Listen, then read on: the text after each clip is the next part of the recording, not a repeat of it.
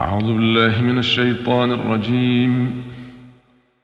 قال الملأ الذين استكبروا من قومه لنخرجنك يا شعيب والذين آمنوا معك من قريتنا أو لتعودن في ملتنا.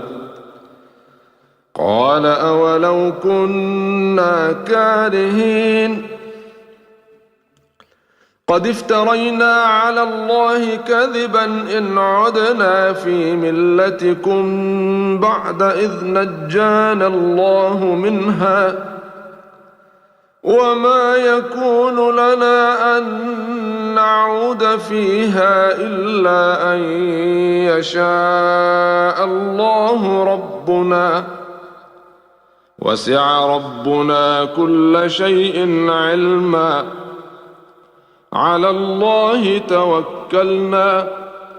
ربنا افتح بيننا وبين قومنا بالحق وأنت خير الفاتحين. وقال الملأ الذين كفروا من قومه لئن اتبعتم شعيبا إنكم إذا لخاسرون فأخذتهم الرجفة فأصبحوا في دارهم جاثمين. الذين كذبوا شعيبا كأن لم يغنوا فيها الذين كذبوا شعيبا كانوا هم الخاسرين. فتولى عنهم وقال يا قوم لقد أبلغتكم رسالات ربي ونصحت لكم فكيف آسى على قوم كافرين.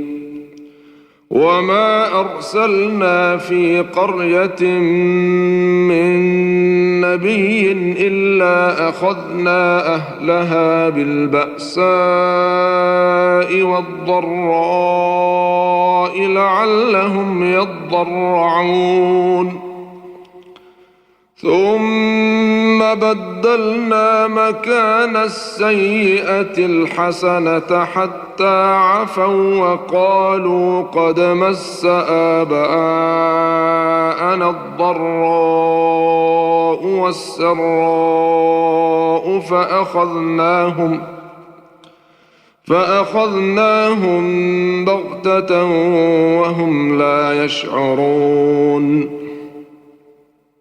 ولو أن أهل القرى آمنوا واتقوا لفتحنا عليهم بركات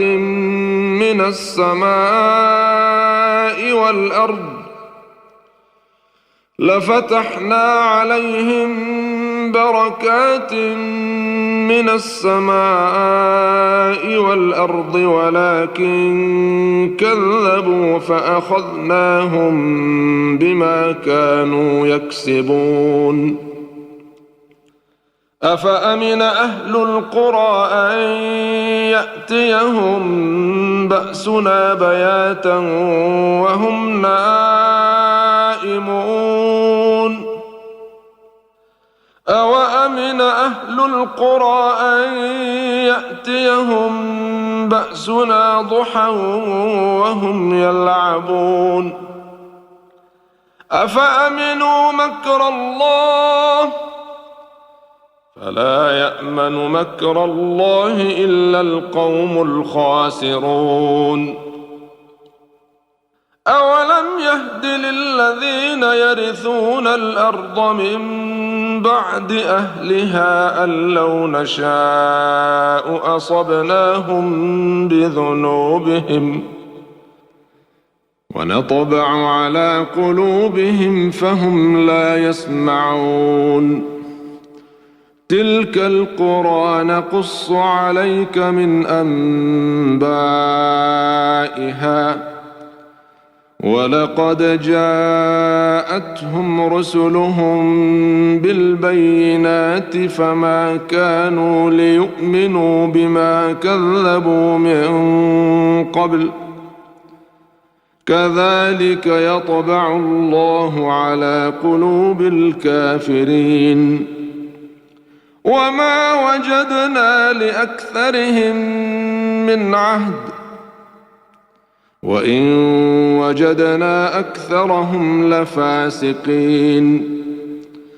ثم بعثنا من بعدهم موسى بآياتنا إلى فرعون وملئه فظلموا بها فانظر كيف كان عاقبة المفسدين وقال موسى يا فرعون إني رسول من رب العالمين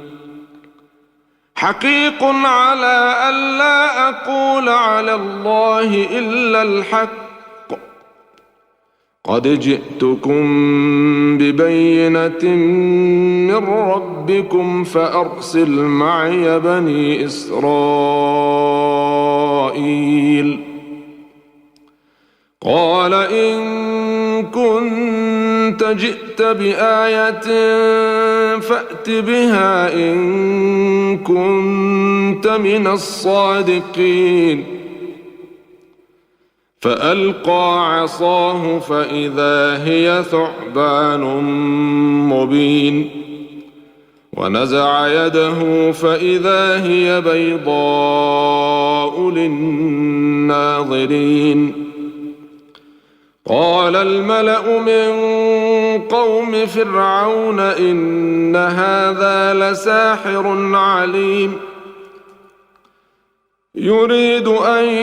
يخرجكم من أرضكم فماذا تأمرون قالوا أرجه وأخاه وأرسل في المدائن حاشرين يأتوك بكل ساحر عليم وجاء السحرة فرعون قالوا إن لنا لأجرا إن كنا نحن الغالبين قال نعم وإنكم لمن المقربين قالوا يا موسى إما أن تلقي وإما أن نكون نحن الملقين قال ألقوا فلما ألقوا سحروا أعين الناس واسترهبوهم وجاءوا بسحر عظيم وأوحينا إلى موسى أن ألق عصاك فإذا هي تلقف ما يأفكون فوقع الحق وبطل ما كانوا يعملون فغلبوا هنالك وانقلبوا صاغرين وألقي السحرة ساجدين قالوا آمنا برب العالمين رب موسى وهارون قال فرعون آمنتم به قبل أن آذن لكم إن هذا لمكر مكرتموه في المدينة لتخرجوا منها أهلها فسوف تعلمون لأقطعن أيديكم وأرجلكم من خلاف ثم لأصلبنكم أجمعين قالوا إنا إلى ربنا منقلبون وما تنقم منا إلا أن آمنا بآيات ربنا لما جاءتنا ربنا أفرغ علينا صبرا وتوفنا مسلمين. وقال الملأ من قوم فرعون أتذر موسى وقومه ليفسدوا في الأرض ويذرك وآلهتك قال سنقتل أبناءهم ونستحيي نساءهم وإنا فوقهم قاهرون. قال موسى لقومه استعينوا بالله واصبروا إن الأرض لله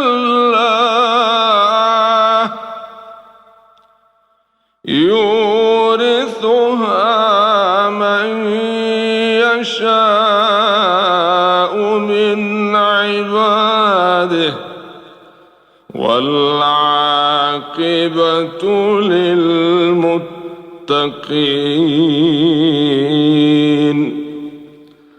قالوا أوذينا من قبل أن تأتينا ومن بعد ما جئتنا قال عسى ربكم أن يهلك عدوكم ويستخلفكم في الأرض فينظر كيف تعملون. ولقد أخذنا آل فرعون بالسنين ونقص من الثمرات لعلهم يذكرون. فإذا جاءتهم الحسنة قالوا لنا هذه وإن تصبهم سيئة يطيروا بموسى ومن معه ألا إنما طائرهم عند الله ولكن أكثرهم لا يعلمون. وقالوا مهما تأتنا به من آية لتسحرنا بها فما نحن لك بمؤمنين.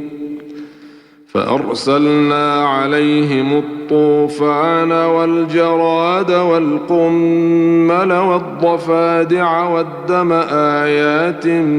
مفصلات فاستكبروا وكانوا قوما مجرمين. ولما وقع عليهم الرجز قالوا يا موسى ادع لنا ربك بما عهد عندك لئن كشفت عنا الرجز لنؤمنن لك ولنرسلن معك بني إسرائيل. فلما كشفنا عنهم الرجز إلى أجل هم بالغوه إذا هم ينكثون. فانتقمنا منهم فأغرقناهم في اليم بأنهم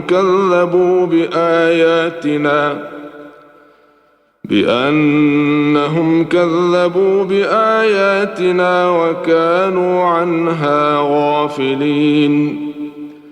وأورثنا القوم الذين كانوا يستضعفون مشارق الأرض ومغاربها التي باركنا فيها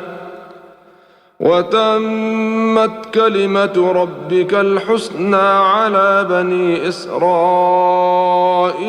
بما صبروا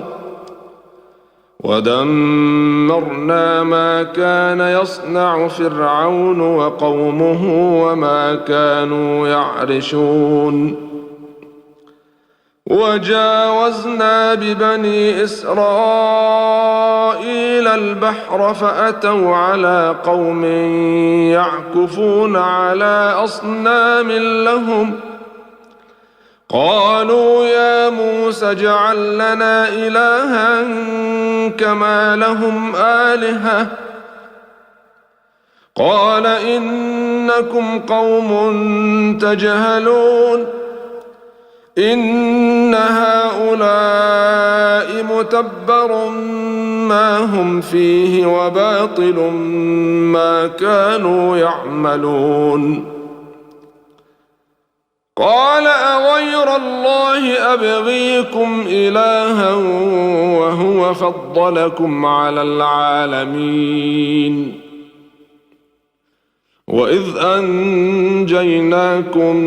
من آل فرعون يسومونكم سوء العذاب يقتلون أبناءكم ويستحيون نساءكم وفي ذلكم بلاء من ربكم عظيم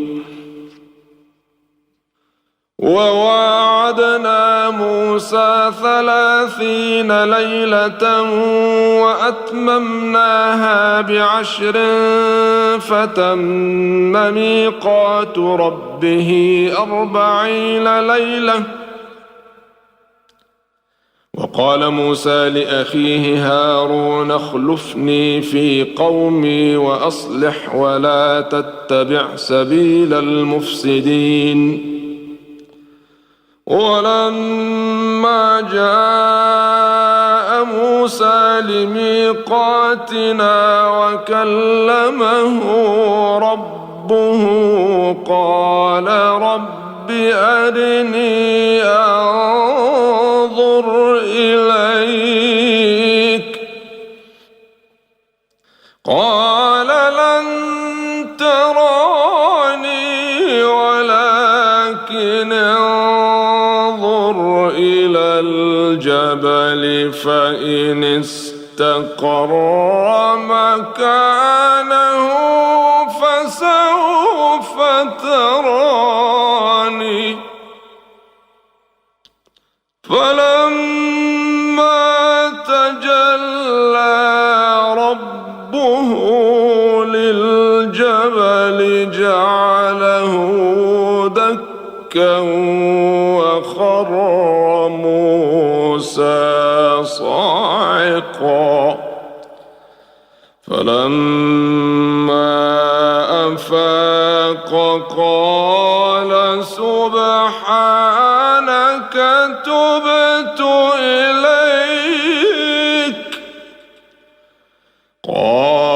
سبحانك تبت إليك وأنا أول المؤمنين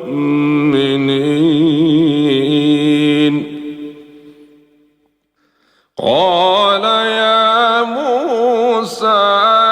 إني اصطفيتك على الناس برسالاتي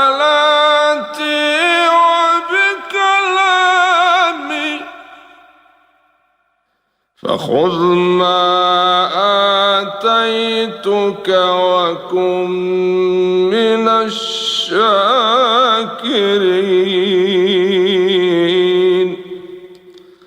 وكتبنا له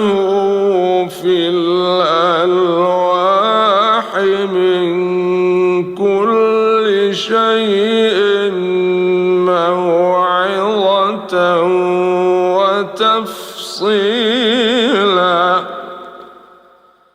موعظة وتفصيلا لكل شيء فخذها بقوة وأمر قومك يستمعونك يأخذوا بأحسنها سأريكم دار الفاسقين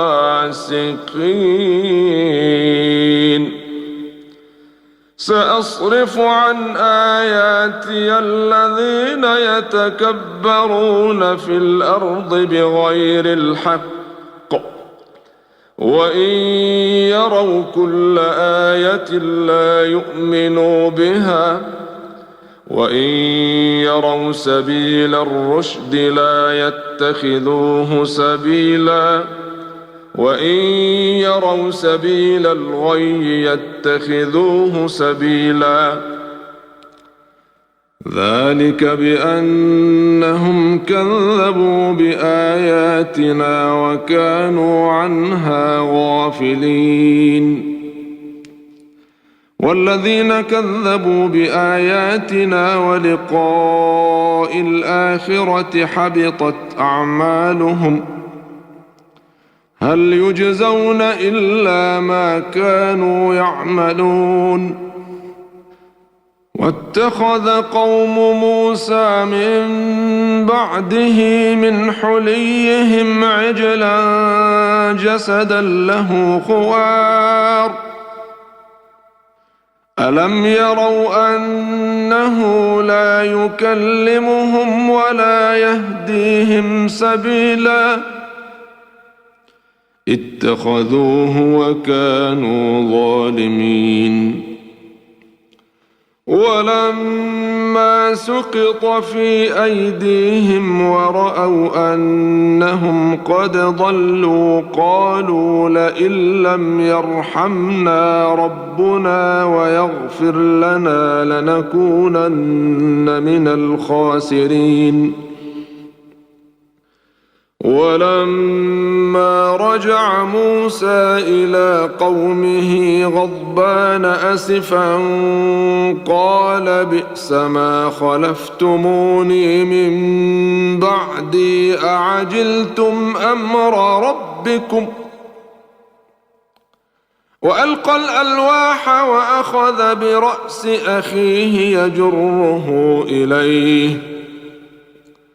قال ابن إن القوم استضعفوني وكادوا يقتلونني فلا تشمت بي الأعداء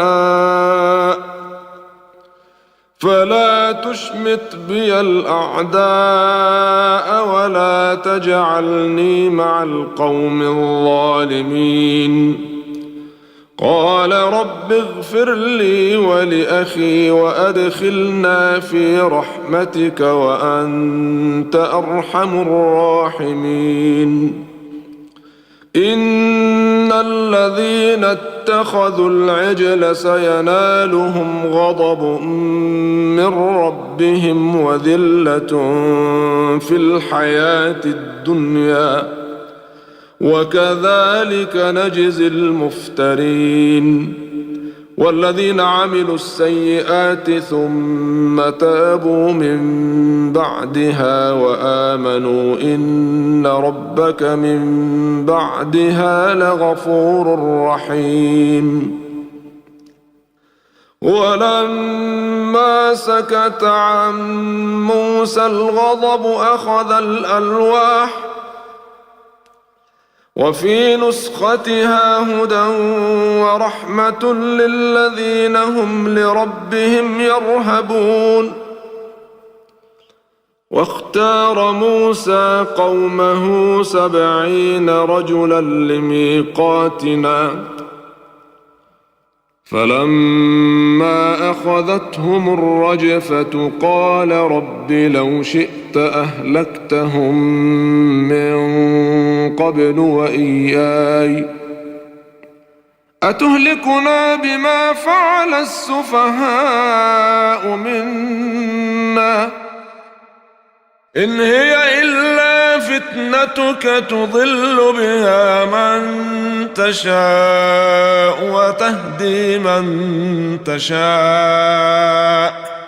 أنت ولينا فاغفر لنا وارحمنا وأنت خير الغافرين. واكتب لنا في هذه الدنيا حسنة وفي الآخرة إنا هدنا إليك. قال عذابي أصيب به من أشاء ورحمتي وسعت كل شيء فسأكتبها للذين يتقون ويؤتون الزكاة والذين هم بآياتنا يؤمنون.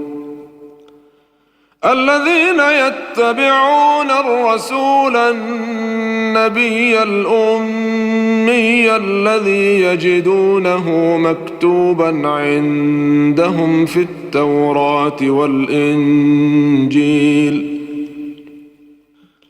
يأمرهم بالمعروف وينهاهم عن المنكر ويحل لهم الطيبات ويحرم عليهم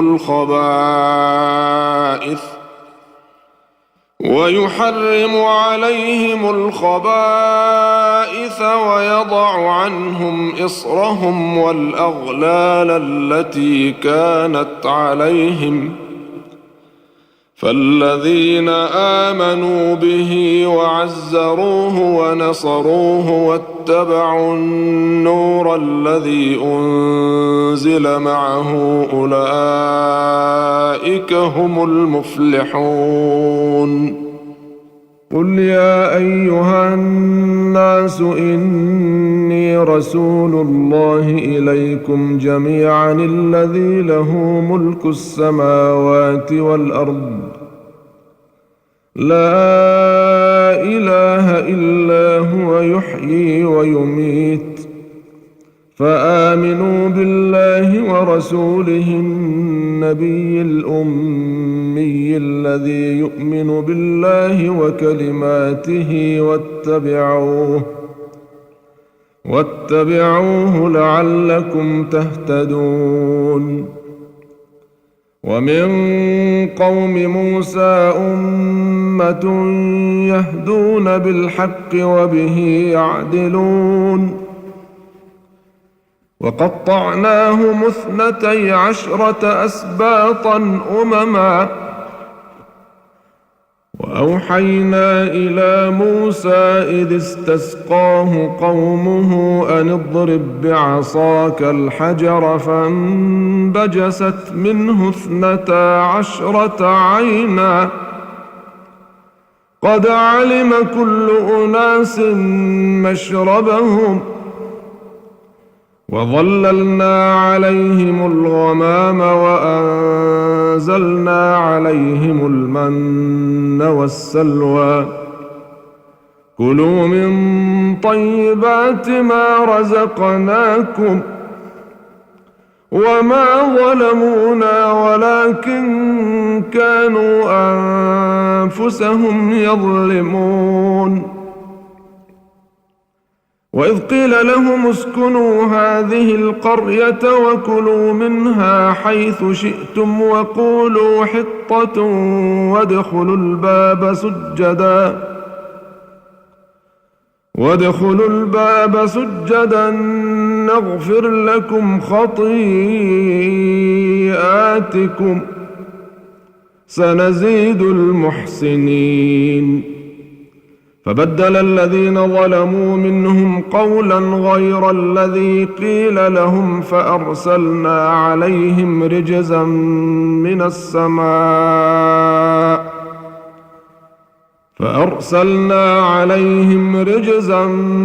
من السماء بما كانوا يظلمون. واسألهم عن القرية التي كانت حاضرة البحر إذ يعدون في السبت إذ تأتيهم حيتانهم إذ تأتيهم حيتانهم يوم سبتهم شرعا ويوم لا يسبتون لا تأتيهم كذلك نبلوهم بما كانوا يفسقون وإذ قالت أمة منهم لم تعظون قوما الله مهلكهم أو معذبهم عذابا شديدا قالوا معذرة إلى ربكم ولعلهم يتقون فلما نسوا ما ذكروا به أنجينا الذين ينهون عن السوء وأخذنا الذين ظلموا بعذاب بئيس بما كانوا يفسقون فلما عتوا عما نهوا عنه قلنا لهم كونوا قردة خاسئين وإذ تأذن ربك ليبعثن عليهم إلى يوم القيامة من يسومهم سوء العذاب إن ربك لسريع العقاب وإنه لغفور رحيم وقطعناهم في الأرض أمما منهم الصالحون ومنهم دون ذلك وبلوناهم بالحسنات والسيئات لعلهم يرجعون فخلف من بعدهم خلف ورثوا الكتاب يأخذون عرض هذا الأدنى ويقولون سيغفر لنا وإن يأتهم عرض مثله يأخذوه ألم يؤخذ عليهم ميثاق الكتاب ألا يقولوا على الله إلا الحق ودرسوا ما فيه والدار الآخرة خير للذين يتقون أفلا تعقلون والذين يمسكون بالكتاب وأقاموا الصلاة إنا لا نضيع أجر المصلحين وإذ نتقنا الجبل فوقهم كأنه ظلة وظنوا أنه واقع بهم خذوا ما آتيناكم بقوة واذكروا ما فيه لعلكم تتقون وإذ أخذ ربك من بني آدم من ظهورهم ذريتهم وأشهدهم على أنفسهم ألست بربكم قالوا بلى شهدنا أن تقولوا يوم القيامة إنا كنا عن هذا غافلين أو تقولوا إنما أشرك آباؤنا من قبل وكنا ذرية من بعدهم أفتهلكنا بما فعل المبطلون وكذلك نفصل الآيات ولعلهم يرجعون واتل عليهم نبأ الذي آتيناه آياتنا فانسلخ منها فأتبعه الشيطان فكان من الغاوين ولو شئنا لرفعناه بها ولكنه أخلد إلى الأرض واتبع هواه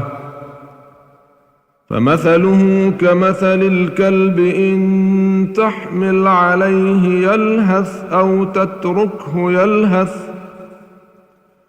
ذلك مثل القوم الذين كذبوا بآياتنا فقصص القصص لعلهم يتفكرون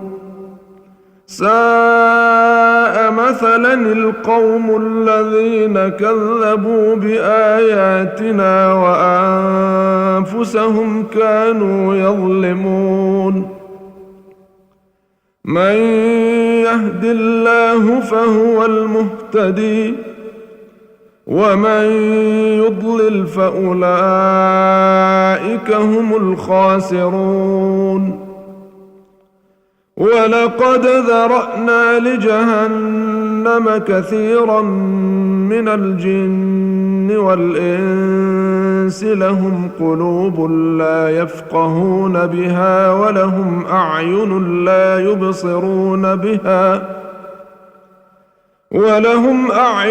لا يبصرون بها ولهم آذان لا يسمعون بها أولئك كالأنعام بل هم أضل أولئك هم الغافلون ولله الأسماء الحسنى فادعوه بها وذروا الذين يلحدون في أسمائه سيجزون ما كانوا يعملون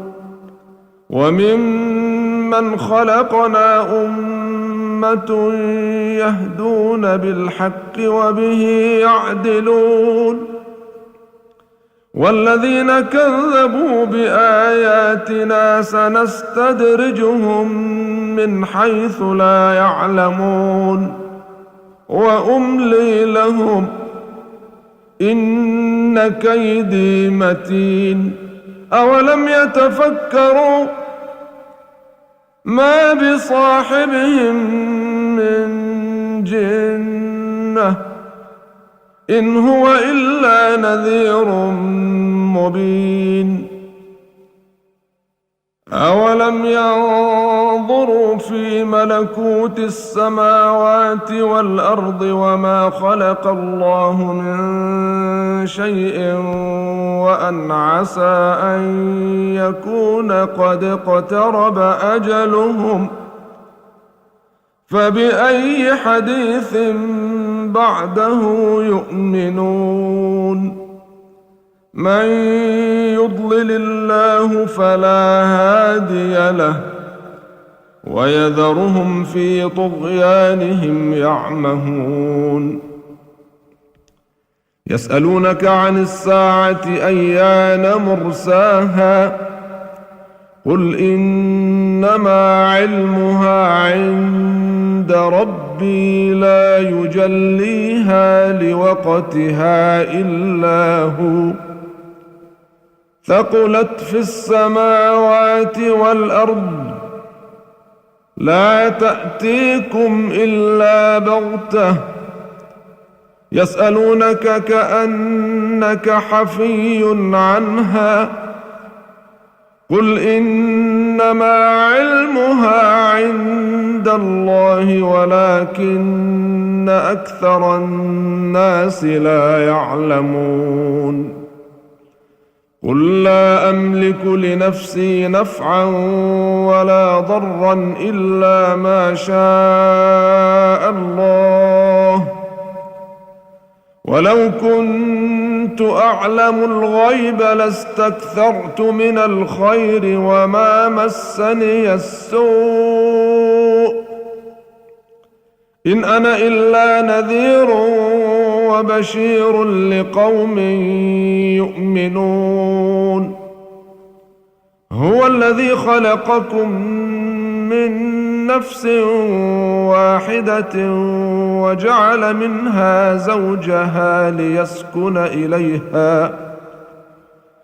فلما تغشاها حملت حملا خفيفا فمرت به فلما أثقلت دعوا الله ربهما لئن آتيتنا صالحا لنكونن من الشاكرين فلما آتاهما صالحا جعلا له شركاء فيما آتاهما فتعالى الله عما يشركون أيشركون ما لا يخلق شيئا وهم يخلقون ولا يستطيعون لهم نصرا ولا أنفسهم ينصرون وإن تدعوهم إلى الهدى لا يتبعوكم سواء عليكم أدعوتموهم أم أنتم صامتون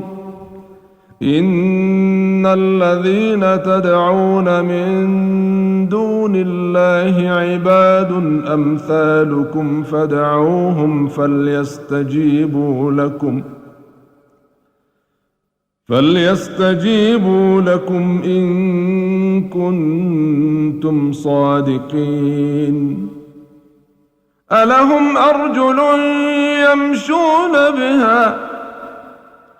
أم لهم أيد يبطشون بها أم لهم أعين يبصرون بها أم لهم آذان يسمعون بها قل ادعوا شركاءكم ثم كيدون فلا تنظرون إن وليي الله الذي نزل الكتاب وهو يتولى الصالحين والذين تدعون من دونه لا يستطيعون نصركم ولا أنفسهم ينصرون وإن تدعوهم إلى الهدى لا يسمعوا وتراهم ينظرون إليك وهم لا يبصرون خذ العفو وأمر بالعرف وأعرض عن الجاهلين وإما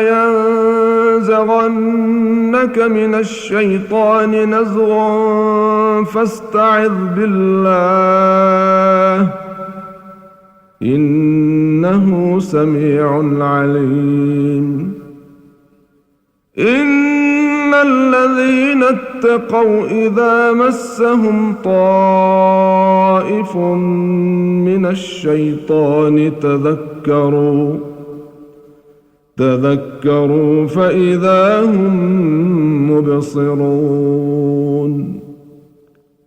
وإخوانهم يمدونهم في الغي ثم لا يقصرون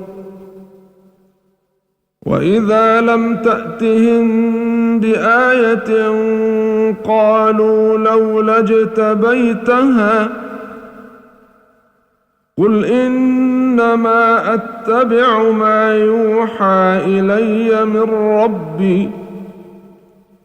هذا بصائر من ربكم وهدى ورحمة لقوم يؤمنون وإذا قرئ القرآن فاستمعوا له وأنصتوا لعلكم ترحمون واذكر ربك في نفسك تضرعا وخيفة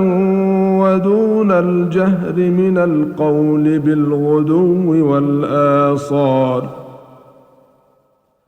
ودون الجهر من القول بالغدو والآصال ولا تكن من الغافلين إن الذين عند ربك لا يستكبرون عن عبادته ويسبحونه وله يسجدون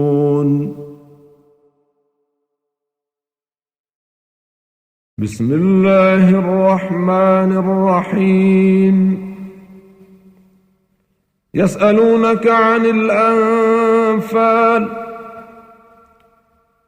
قل الأنفال لله والرسول فاتقوا الله وأصلحوا ذات بينكم وأطيعوا الله ورسوله إن كنتم مؤمنين إنما المؤمنون الذين إذا ذكر الله وجلت قلوبهم وإذا تليت عليهم آياته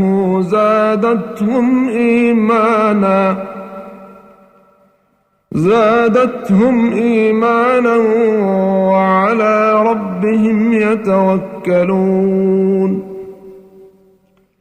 الذين يقيمون الصلاة ومما رزقناهم ينفقون أولئك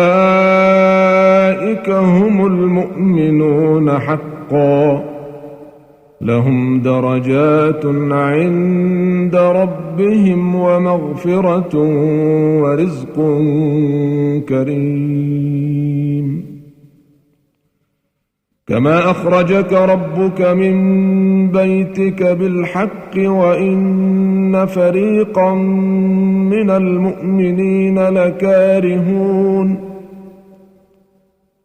يجادلونك في الحق بعدما تبين كأنما يساقون إلى الموت وهم ينظرون وإذ يعدكم الله إحدى الطائفتين أنها لكم وتودون أن غير ذات الشوكة تكون لكم ويريد الله أن يحق الحق بكلماته ويقطع دابر الكافرين ليحق الحق ويبطل الباطل ولو كره المجرمون إذ تستغيثون ربكم فاستجاب لكم أني ممدكم ب1000 من الملائكة مردفين وما جعله الله إلا بشرى ولتطمئن به قلوبكم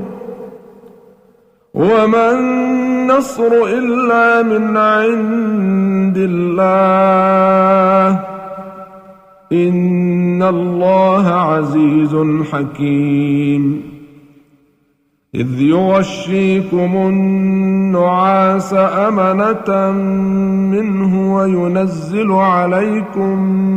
من السماء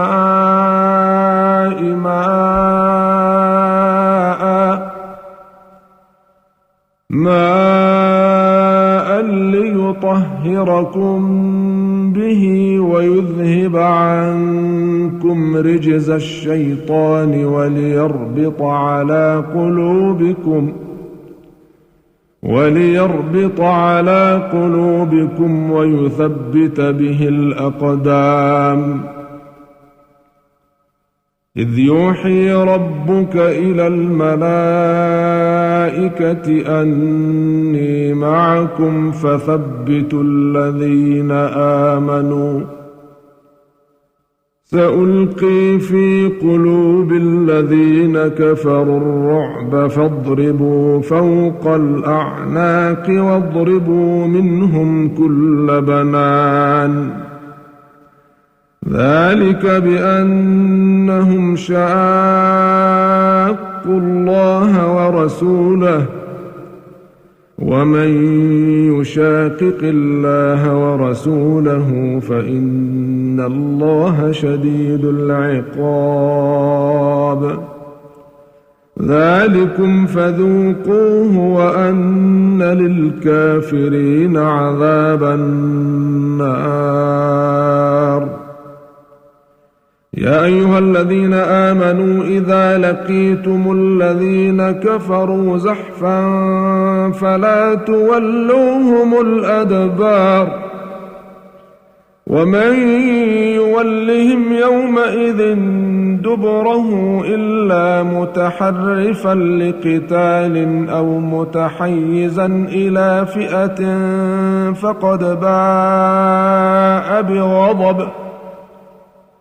فقد باء بغضب من الله ومأواه جهنم وبئس المصير فلم تقتلوهم ولكن الله قتلهم وما رميت إذ رميت ولكن الله رمى وليبلي المؤمنين منه بلاء حسنا إن الله سميع عليم ذلكم وأن الله موهن كيد الكافرين إن تستفتحوا فقد جاءكم الفتح وإن تنتهوا فهو خير لكم وإن تعودوا نعد ولن تغني عنكم فئتكم شيئا ولو كثرت وأن الله مع المؤمنين يا أيها الذين آمنوا أطيعوا الله ورسوله ولا تولوا عنه وأنتم تسمعون ولا تكونوا كالذين قالوا سمعنا وهم لا يسمعون إن شر الدواب عند الله الصم البكم الذين لا يعقلون ولو علم الله فيهم خيرا لأسمعهم ولو أسمعهم لتولوا وهم معرضون يا أيها الذين آمنوا استجيبوا لله وللرسول إذا دعاكم لما يحييكم واعلموا أن الله يحول بين المرء وقلبه وأنه إليه تحشرون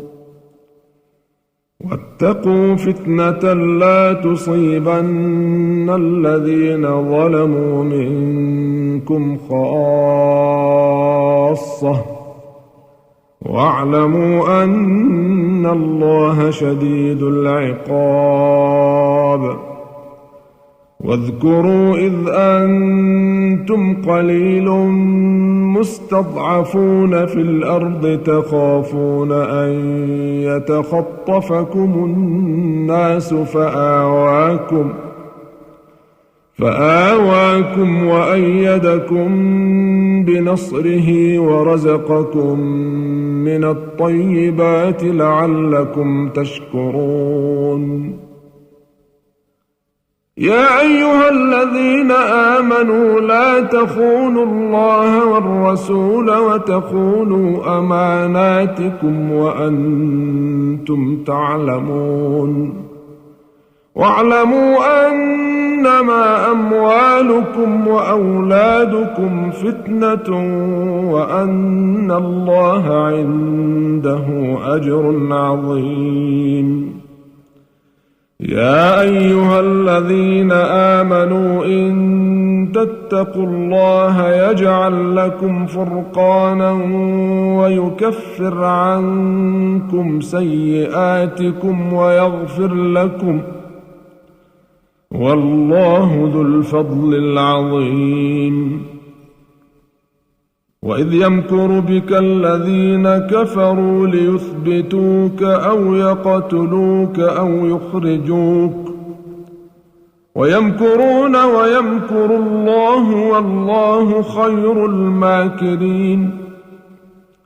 وإذا تتلى عليهم آياتنا قالوا قد سمعنا لو نشاء لقلنا مثل هذا إن هذا إلا أساطير الأولين وإذ قالوا اللهم إن كان هذا هو الحق من عندك فأمطر علينا حجارة من السماء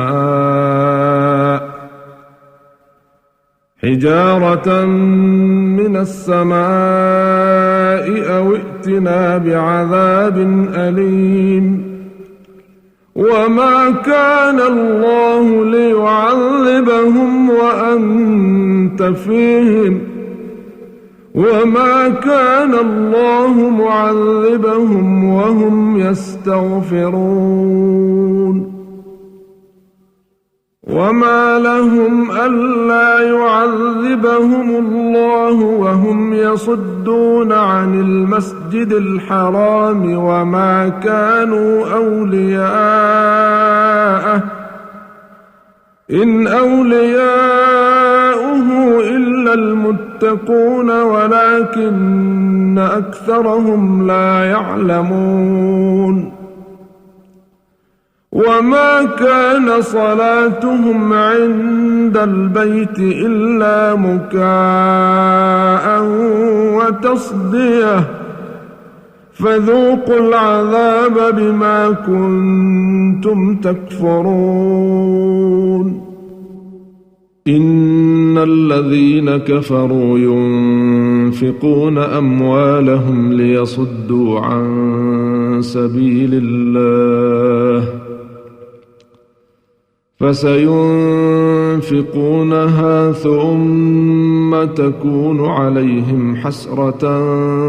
ثم يغلبون والذين كفروا إلى جهنم يحشرون ليميز الله الخبيث من الطيب ويجعل الخبيث بعضه على بعض فيركمه جميعا فيجعله في جهنم أولئك هم الخاسرون قل للذين كفروا إن ينتهوا يغفر لهم ما قد سلف وإن يعودوا فقد مضت سنة الأولين وقاتلوهم حتى لا تكون فتنة ويكون الدين كله لله فإن انتهوا فإن الله بما يعملون بصير وإن تولوا فاعلموا أن الله مولاكم نعم المولى ونعم النصير